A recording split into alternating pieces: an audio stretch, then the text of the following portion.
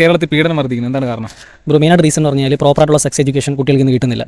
അവർക്ക് അവരുടെ ഫ്രണ്ട് സർക്കിളിൽ നിന്നുള്ള അറിവോ അല്ലെങ്കിൽ വേറെ ആരെങ്കിലും പറഞ്ഞിട്ടുള്ള അറിവുകൾ മാത്രമേ ഉള്ളൂ. അപ്പോൾ ഇതൊക്കെ വെച്ചിട്ടാണ് ഇവർ ആ ഒരു കാര്യത്തെ കാണുന്നത്. ഇപ്പോൾ കുട്ടികൾ മാത്രമല്ല, വലിയവരാണെങ്കിൽ പോലും പണ്ടത്തെ കാലഘട്ടത്തിൽ നിന്ന് ഒരുപാട് മാറിയിട്ടുണ്ട്. പക്ഷേ എന്നിരുന്നാൽ പോലും കുറേ ആൾക്കാർ ഇപ്പോഴും ഒരു പ്രോപ്പറായിട്ടുള്ള സെക്സ് എഡ്യൂക്കേഷൻ ഇല്ലാത്തതുകൊണ്ട് അതിനായിട്ടുള്ള രീതിയിലുള്ള ഇഷ്യൂസ് ഒക്കെ ഇവിടെ ഉണ്ട്. അത് മാത്രമല്ല, പിന്നെ ഡ്രസ്സിംഗ് സെൻസ്, ഒരു വ്യക്തിയുടെ ഡ്രസ്സിംഗ് സെൻസ് എന്ന് പറയുന്നത് അവരുടെ പേഴ്സണൽ ആയിട്ടുള്ള ചോയ്സാണ്.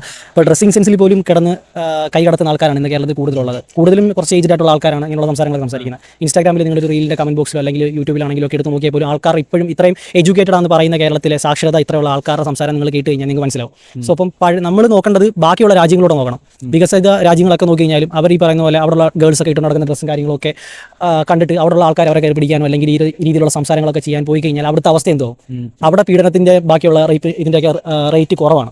കാരണം എന്ന് വെച്ചാൽ അവിടെ ആൾക്കാർക്ക് നോളജ് ഉണ്ട്. അത് മറ്റൊരു വ്യക്തിയാണ് നമ്മുടെ മുമ്പിൽ നിൽക്കുന്നത്, അല്ലെങ്കിൽ അവരൊരു ജസ്റ്റ് അവരുടെ ശരീരം പ്രദർശിപ്പിച്ചാൽ പോലും അതൊരു ജസ്റ്റ് ഒരു അവയവമാണ്, അല്ലെങ്കിൽ മറ്റൊരു വ്യക്തിയുടെ ബോഡിയിൽ നോക്കിയിട്ട് ആ രീതിയിലൊന്നും ബിഹേവ് ചെയ്യില്ലെന്നുള്ളൊരു നോളജ് അവർക്കുണ്ട്. നമുക്ക് ആ ഒരു സാധനം ഇല്ല. നമ്മൾ കൂടുതലും സെക്ഷലി ഫ്രസ്ട്രേറ്റഡ് ആണ്. ഇങ്ങനെ മനസ്സിൽ അടക്കി പിടിച്ചുകൊണ്ടിരിക്കുന്ന ഒരു സംഭവം സമൂഹത്തിൽ പെട്ടെന്ന് കാണുമ്പോൾ ഒരു പെണ്ണ് ഡ്രസ്സ് പാതി കാണിച്ചുകൊണ്ട് അല്ലെങ്കിൽ വയറ് കണ്ടെന്ന് പറയുമ്പോഴത്തേക്കും പെട്ടെന്നൊരു നോട്ടം പോകുന്നതിൻ്റെ മെയിൻ റീസൺ എന്ന് പറഞ്ഞാൽ ആ സംഭവം എന്തോ വലിയ കാര്യമാണെന്ന് ചിന്തിക്കുന്നിടത്താണ് പ്രശ്നം.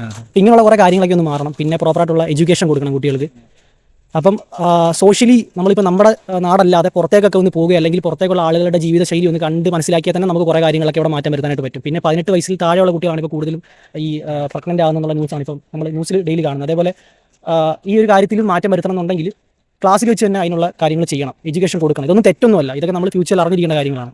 അപ്പോൾ ഈ ഒരു റേറ്റ് ഒക്കെ കുറയ്ക്കണമെങ്കിൽ ഇങ്ങനെയുള്ള കാര്യങ്ങൾ ചെയ്താൽ ബെറ്റർ ആയിരിക്കും.